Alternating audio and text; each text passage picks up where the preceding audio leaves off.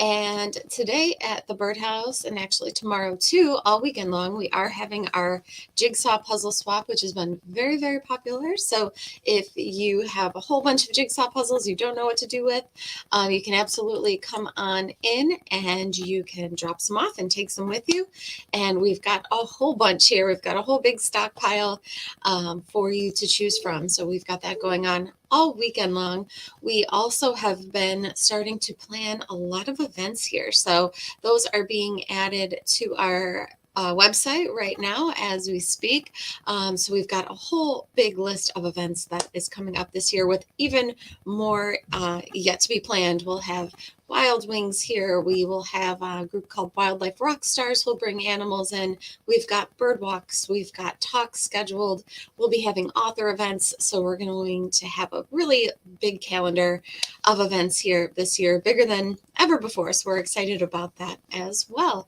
But today I thought I would talk a little bit about safflower seed. We've been getting so many reports from people about blackbirds, a ton of red-winged blackbirds, mixed flocks full of grackles and starlings and red-winged blackbirds, some brown-headed cowbirds, and they can be kind of a sign of spring, which is a good thing, but they can also sometimes raid your feeders, which can be frustrating to people. So I thought I would talk today about safflower seed, because safflower seed is this seed right here. It kind of looks a lot like sunflower, but it's white. And apparently it has a more bitter taste. I've never imbibed myself in safflower seed, but apparently it does have more of a bitter taste, and there are some birds that don't like it, namely the blackbirds. So those red-winged blackbirds or grackles, even starlings, although they're not technically a blackbird, they do get kind of grouped in with them. They don't like it either.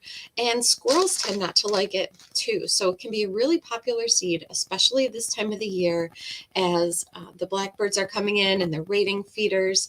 If you switch to safflower seed, you won't have that issue. So some people are hit or miss with it. They say they don't get as many birds in general with it, which is pretty true. I would say what I do at my feeders, I mix in some safflower with some other things. If you're trying to keep the blackbirds out, though, you want to make sure you feed just straight sunflower. So, or just straight safflower. If you mix this in with, say, your black oil sunflower or something with peanuts in it, the birds will just throw the safflower on the ground and they'll go for the things that they're looking for, namely the peanuts and the black oil sunflower and things. So keep that in mind. If you're trying to keep the blackbirds away, feed just the straight safflower, or put safflower in one feeder and your other seed blend in some other kind of feeder. And safflower, just like sunflower or sunflower seed mix, can go in any kind of sunflower seed feeder. So you don't have to change your feeders all up. You can just change the seed if you are trying to keep those blackbirds at bay. And what people really like about safflower is that it's a favorite of cardinals. So cardinals absolutely love safflower. So this little guy right here. And then also house finches really like it. I found that house finches, and there's a little picture of it right here on this label, that the house finches really like safflower too. And in my yard, at least, the sparrows don't go to it as often as well. So if the sparrows have another option, they'll go to it. If safflower is their only option, I'll still get them coming to my feeders, but in smaller numbers. So something to keep in mind. There's different ways you can feed safflower. So a feeder is one way, like that sunflower seed feeder I was just showing you. And it'll even fit in feeders like this with the mesh. So we just got this one in. And this is technically a sunflower seed feeder, but you can put safflower in it. You can put the peanut pickouts in it if you decided to. So safflower will fit into a feeder like that. Or you can get it in different ways, like these logs. This is how I feed it in my yard. I always have a safflower log out there as well as my mixed seed, and then I've got a flaming hot log that I keep out there as well. And I always keep some safflower out because it leaves something for the cardinals. The cardinals come to this every time. And when we are getting into the spring months where those rose-breasted grosbeaks come into town, they always go to the safflower seed too, more so than anything else. So I like to keep the safflower seed out for them. So you can get it in these logs as well, both this smaller size and a larger size like this, which lasts a long time. And we talk about these seed logs a lot because they last a long time. And I found that the safflower especially usually lasts something like this in my yard about a month, actually. So it lasts a really, really long time, which is awesome. And if you are interested in feeding the logs, we have them not only in safflower, but we've got them with sunflower and different things. All you need is just a simple feeder like this. So this has a little stick that goes down the middle of the log. There's a little hole drilled in that. So that just slides onto the feeder. You've got yourself a perch.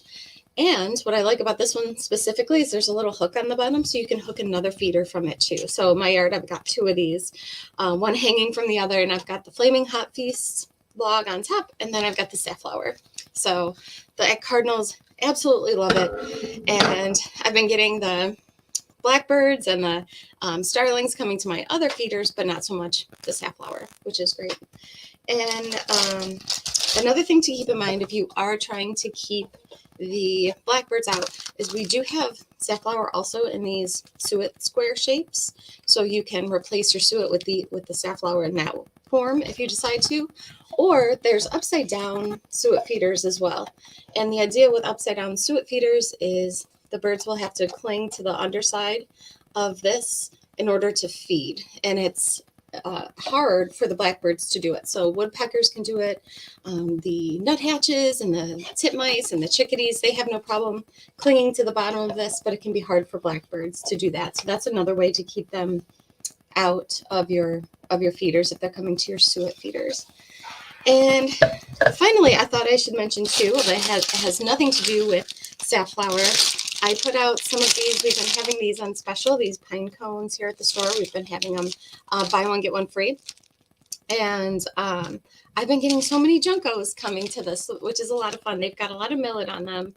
And the juncos are going crazy. So ever since putting this out in my backyard, I've gotten so many juncos. So if you're trying to attract them, we still do have these on sale here at the store. So that's going on while we still have them in stock. We also have a special on heated bird baths. So those are all 20% off. So we've got that going on too. And as far as events go, check out our website. We will have a full list of events coming up for the year. Today we have our jigsaw puzzle swap, which is going all weekend long. And if you've got questions or comments, you can throw those in the comments here. Tangents is on. It says, a lady told me about squirrels not liking safflower 2 years ago. Yippee. Yeah, the squirrels really don't like it so much. Randy is on, says, good morning, Liz and staff at the birdhouse. Good morning. He also says, counted 11 goldfinch on a tree next door 2 days ago. Wow, that's a lot of goldfinches. That's great. Let's see. Tangents also says, I got a hardware store to carry it and buy it in 40-pound bags. Oh, okay. As far as the safflower seed goes. Yeah, so we have it here at the store, of course, in those logs and in the little squares here. We also have it in 5-pound bags like this. We have it in 10-pound bags, 20 pounds or even 50 pounds if you are going through a lot of safflower seed. And of course, all of our bags of seed 20 pounds and over are buy 4 get 1 free all the time. So you can prepay for them, get a good discount, and you don't need to take them all at once. You can just take them as they need it, as you need it, and we'll keep track of what we owe you. So we always have that special going on here too. Tangent said, I heard that suet attracts birds that keep bluebirds away, so it's better to ditch it.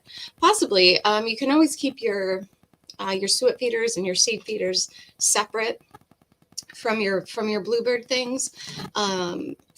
But yeah, it might attract some birds like, grackles, or some of the woodpeckers can be kind of territorial. So they might kind of scare away the bluebirds a little bit, at least from your feeder stations, possibly. But they shouldn't scare them away too much from your yard in general if they're trying to nest. Randy also says, just seen 2 sharp-shinned hawks out the front door. One flew out back, and I ran to the back door, and there were 3 heading south. Some movement of hawks there that Randy is seeing. Let's see, Bob is on. He says, Good morning. I started having a handful of red-winged blackbirds show up too, males and females, thankfully not in crazy numbers. I had a couple of sightings yesterday of snow geese. All right. The first was a few hundred headed northwest, and a second sighting of about 30 to 40 a few hours later. Yeah, we talk about sometimes that massive snow goose migration that goes through Montezuma. And I saw some pictures earlier this week online, huge groups of them in I think it was Missouri, a whole bunch of them flying through. So they seem to be on their way. I don't think we have a huge group of them yet in the Montezuma area that I'm aware of, but I have heard of different people coming across some pretty big groups of them. Let's see. Tangent says, I'm going to get that safflower suet. Yes. So we do have this here at the store. You can always buy this on our website at thebirdhouseny.com, which will be redone in a couple months. That should be all done for you. But you can buy it now, certainly on our site. This is from a company called Mr. Bird, if that makes it more helpful for you to find it there. Lynn is on, and she says, my finches are brightening up. Is it early? It seems a little bit early, but you're not the first person to say something about them seeing some yellow patches there on their goldfinches. So that's always a sign of spring. Also, those goldfinches turning bright yellow. So you're at least the second person I've heard say something about that. We've also gotten a couple people calling about finches that have crusty eyes. If you ever see anything like that, that's probably conjunctivitis, and birds can get that, and they can spread it at bird feeders. So just keep an eye out for that too. If you ever do see that, you just want to take your feeders down for a couple days, make sure that they're clean, dump out the seed, clean the feeders really well, and then you can put them back out. But definitely want to take them down for a couple days if you do see that. Just let the birds disperse a little bit, and then they will come back. And the conjunctivitis can go away on its own. So it's not like something you need to try to get the bird treated or anything like that. It will go away on its own, thankfully. So it looks like that's everybody's comments and questions for the day. We'll be back on Tuesday, where we will share some of your photos. If you snap any photos, send them in to us over the weekend, and we will share them on Tuesday. Stop on in if you've got puzzles you want to exchange. We've got our jigsaw puzzle swap going on all weekend long here. And we'll have even more events for you coming up as the month goes on. And until next week, we will be logging off, and we'll talk to you soon. Bye.